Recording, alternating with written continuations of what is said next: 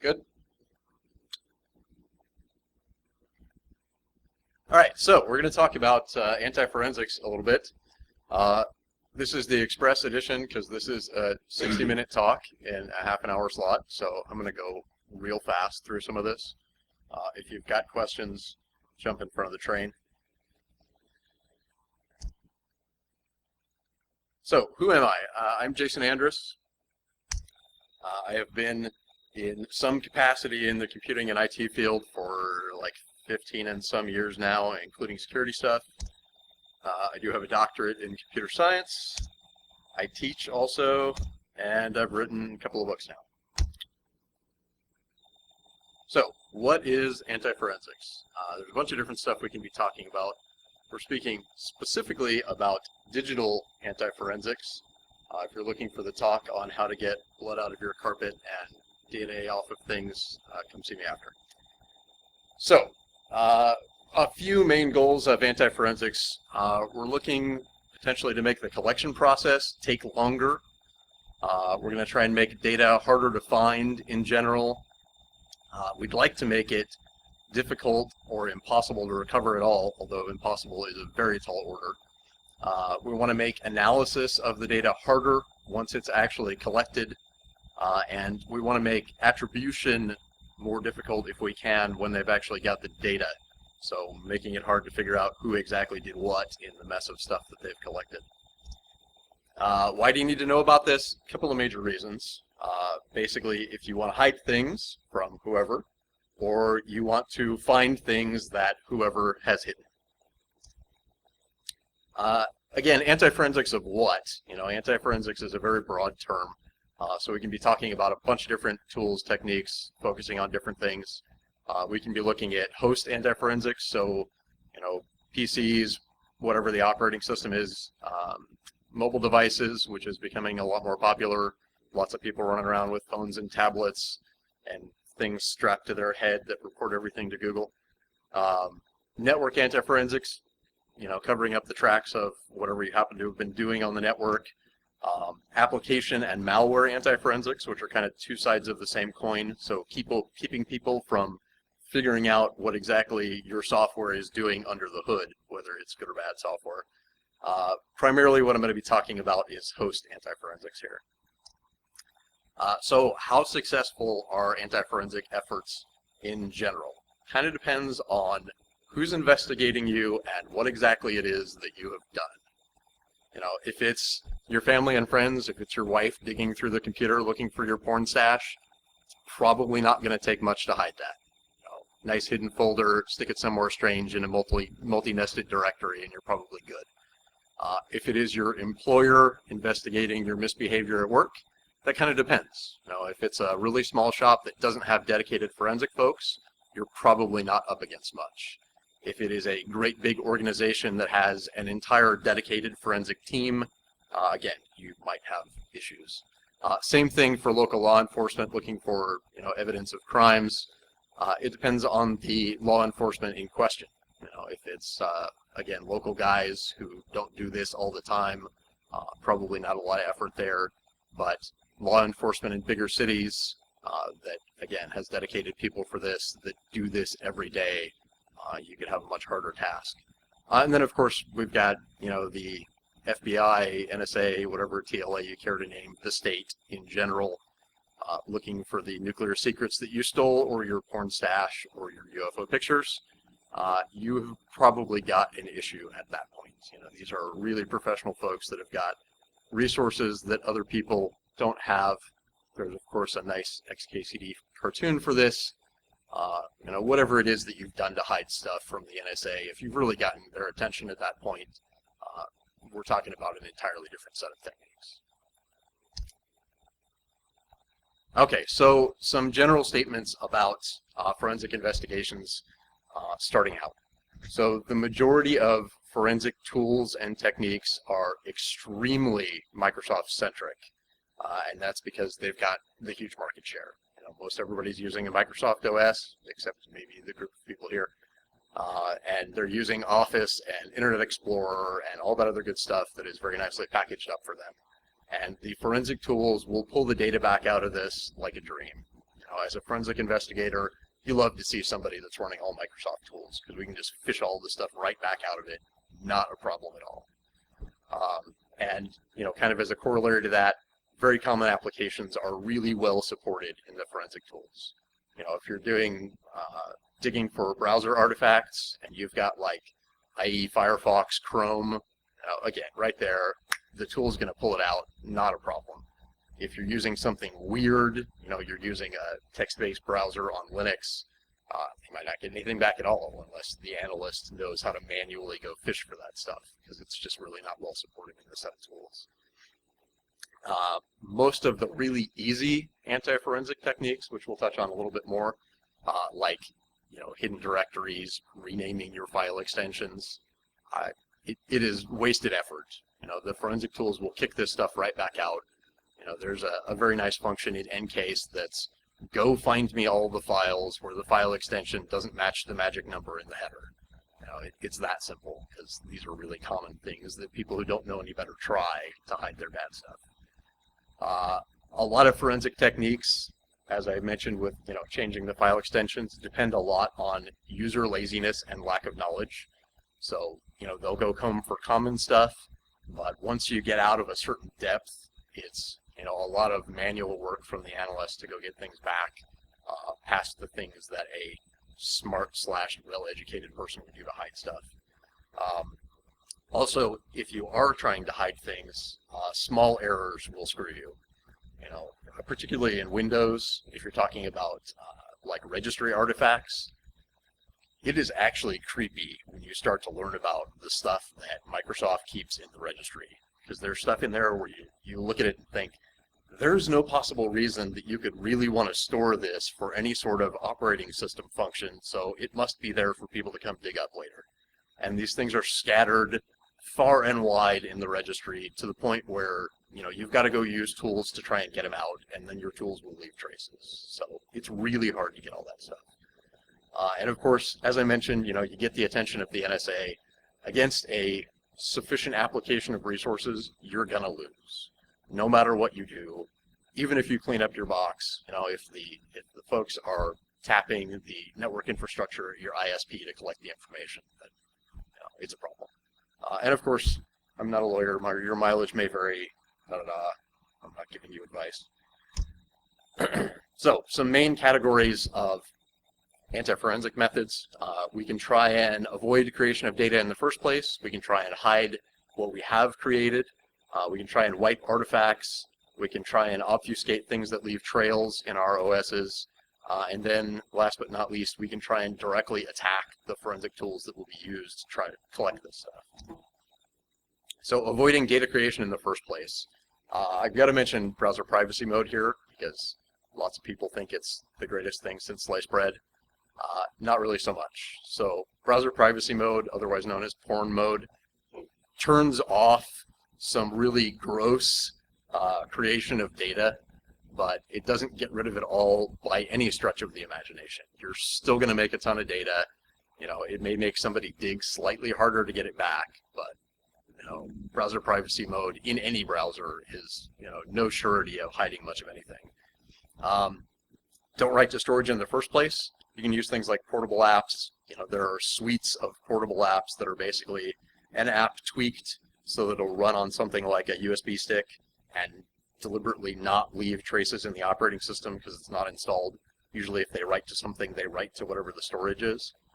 This kind of varies to a certain amount, and if you're writing to the storage on the USB stick, you still are creating data somewhere, just not necessarily in the OS, although not necessarily not. It'll still probably create some, and it'll be in RAM. Live CDs and USB distributions. I like live CDs really well for this kind of stuff.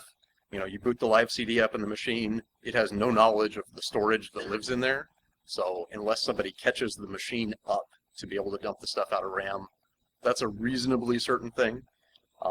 With USB distributions, you can usually set some persistence, so you need to be careful not to set that stuff if you don't want to leave those traces around. You can do the same thing with the live CDs usually.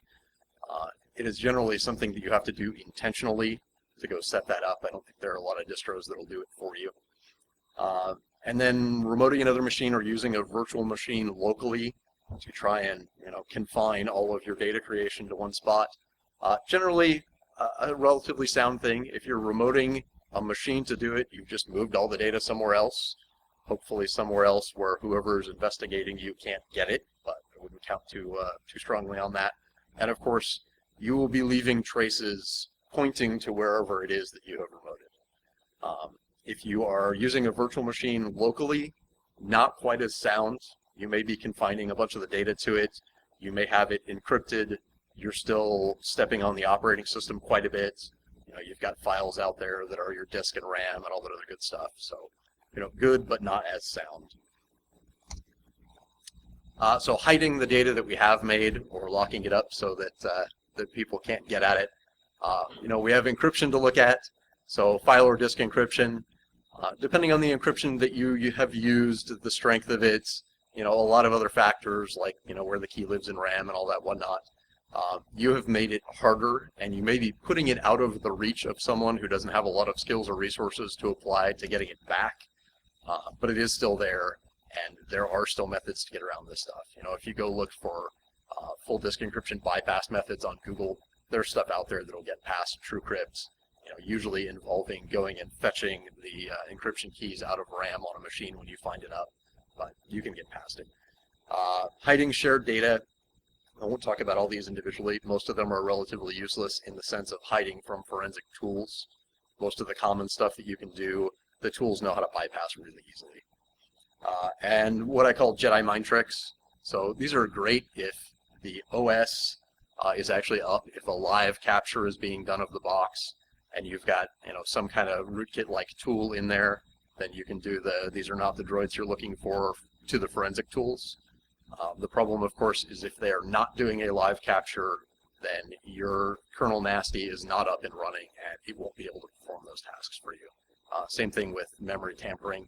There's a really cool tool called Dementia, which can do some really interesting tampering with memory. If you haven't checked that out, definitely something to look into. And Stego stuff, of course, if you can hide the data where they don't know that it's not there in the first place to go looking for it, then that can be a somewhat successful technique. Although there are lots of ways to go look at files to see if they've got Stego hidden data in them. Looking at the entropy of the file and whatnot, you can usually tell that something is there, even if you can't get it. Artifact wiping. So removing files, wiping disks, files, free space on the disk. These all kind of fall into the same category, and again, it's a matter of the resources of the folks who are trying to get the data back. In general, with modern disk storage or media, whatever you have in general, going through and zeroing the disk will get you past most forensic tools. However, if you've got somebody who's got the resources, to go do like spin stand imaging and physically look at the bits on the disk, then the potential does exist to go and get some of the data back from that. Throwing away encryption keys, by that I'm referring to the capability that's on a lot of the new solid-state disks, like Intel's nicer disks, have got full disk encryption built into the drive electronics. And basically you set a password when you set it up, and when you want to fast wipe the disk, it just burns the encryption key and then considers the disk to be wiped. In theory, even Intel can't get that stuff back, but I wouldn't depend my life on it. So, but definitely superior to any kind of wiping that you're going to do with like a magnetic media. Tampering with memory, so you can bulk wipe stuff out of memory, try and dump what you can out of it. You can also go and actually alter the values of some things. So if you've got somebody who's like fishing through RAM trying to pull encryption keys out of it, you could potentially go and tweak what is actually stored out there and feed them something different, which has some interesting possibilities. And then, of course, physical methods. If you've got a media and you smash the hell out of it with a hammer into tiny little pieces or melt it down into an ingot, you've probably gotten it past most reasonable recovery methods. However, if you're doing something like drilling holes in platters or taking your whopping giant neodymium magnet in the hopes that it's going to disrupt a magnetic disk enough, then probably not so much. So if you're going to do that, you have to actually be relatively thorough with it. Trail obfuscation, trails in the operating systems. Event log tampering, it depends on the operating system you're on. Recent Microsoft operating systems have taken great efforts to make actually tampering with the event logs really, really hard, like to the point where I don't know of any current tools that'll do that successfully. Yes, you can get rid of it, but actually going and tweaking what's in there is a pretty difficult task. General spoofing of things in the data. So if you can do things like spoofing account names or IPs or something like that, you're kind of messing with the analyst at that point, who's actually going to be looking at the data once it's collected. So if they're trying to pull out a subset of the data out of, the 4 terabytes of disk that they imaged, then that can make some things a little trickier for them. Same thing with, manipulating accounts, doing some activity over multiple accounts. So if they're trying to pull out the account that you're supposed to be using, then they might not get some of that data. Or naming accounts where they'll miss the differences in accounts, an O for a 0 or a 1 for a lowercase l. Again, something the guy doing the manual analysis might miss. Malware is always good for excuses for things. Gee, I don't know how all that porn got on my box. There's a piece of malware on there. I guess it wasn't me. And of course, remote and virtual machines, again, are good for that kind of stuff. So attacks against forensic tools. This is kind of interesting stuff, although it's definitely a two-edged sword. So we can try and do things to disrupt the creation of images in the first place. Encryption is good for this. If you're using really strong encryption and you have not slipped up somewhere to let somebody get around it, then it will be relatively difficult for anybody to go recover, without going and applying some serious computing resources to it.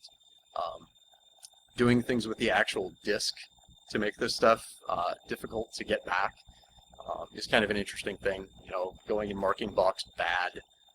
You see this as a mentioned technique sometimes when you're looking at anti-forensic stuff. A lot of the tools know that trick and can get around it.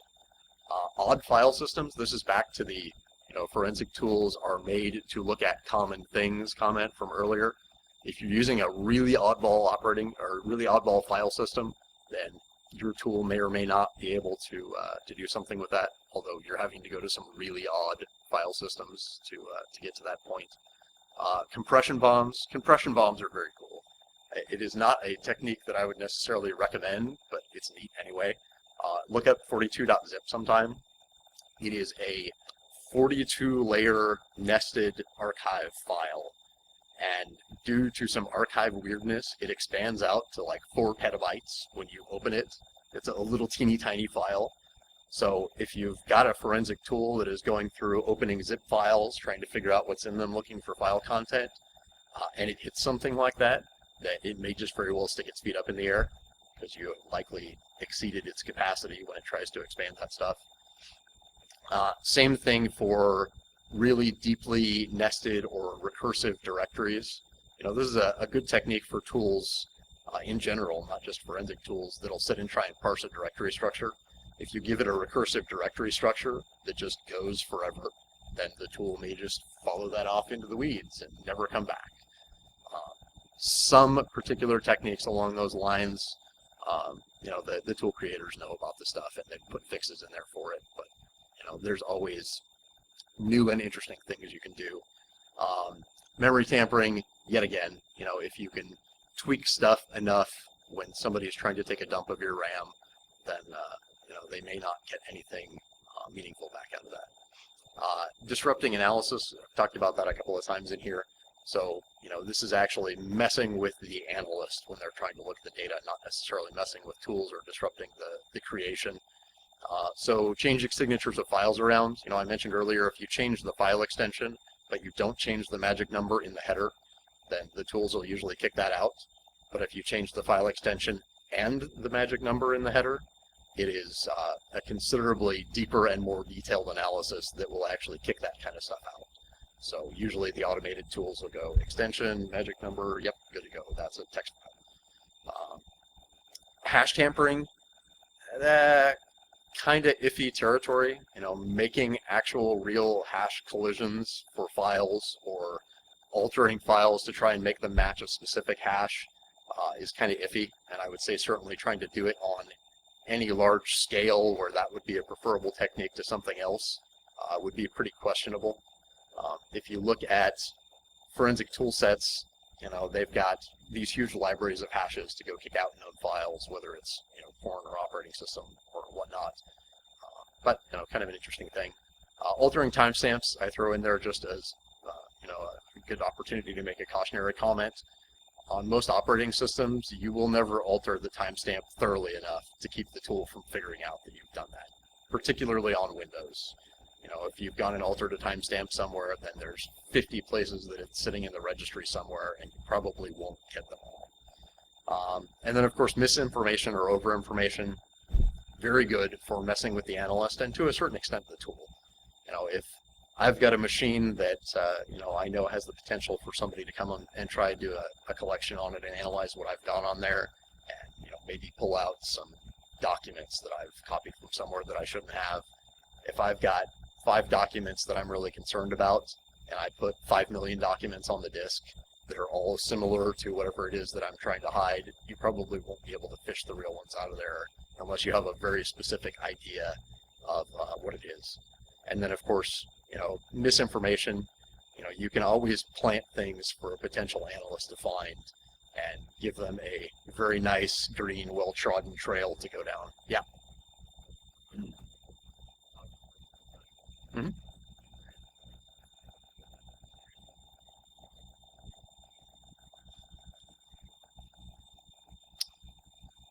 Maybe it would depend on the archival tool you used.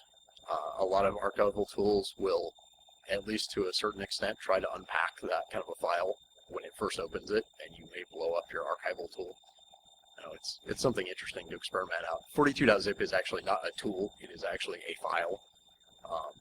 And you could script something up to go and build yourself a file like that. But be careful when you're doing that, because you might blow yourself up in the process of trying to make that kind of file.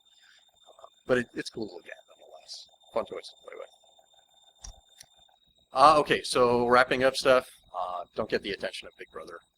If you have gone and poked the bear and the NSA knows your name and is looking at your computer personally, you're fucked at that point. So don't do that. Forensic investigators and tool developers know about the simple techniques that you might use to hide stuff, hiding files, changing file extensions, and you're wasting your time by, making that shallow of a pass at trying to hide something. Potentially, again, it's back to the depends on what you've done and depends on who's looking at you. No, probably not. I mean, I guess it depends on what you're hiding. If you're hiding your porn from whoever, then you're probably okay, depending on your porn, I guess. Let's see. So doing this successfully is more than likely going to be a multi-step process. You're going to have to do not one thing, but 2 or 3 or 6 things, in order to successfully avoid, a good collection and analysis. And very most small mistakes can be costly. If you are going through trying to scrub stuff out of the Windows registry and you missed one little thing somewhere, that may very well be enough to give the analyst what they need to figure out what's going on, what you've been doing. Thank you for your attention. I think we have no time for questions, but I'll hang out in the hall if you got anything. You can catch me at jason@hollyhack.com on email or at jason_andress on Twitter.